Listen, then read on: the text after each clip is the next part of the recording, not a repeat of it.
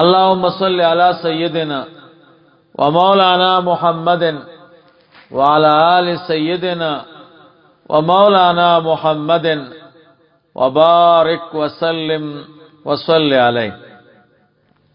یو ملګری پختنه کړی دا که یو سړی غسل کوي او د وجود نه لاندې پاغه لګن کې یا په بالټي کې ساس کې وګرځیدا دې سره هغه وبنه جسکیږي کنه؟ نو جواب نه. څوک چې غسل کوي او د وجود نه لاندې ساس کې وګرځیدا خو چې نجس نه ظاهري پلیتی پې نه نو دې سره دغه وبنه نجس کیږي. الفقه الحنفی فی صوبه الجدید کې دا مسئله ده. اول جلد صفحه یو کم دیرش.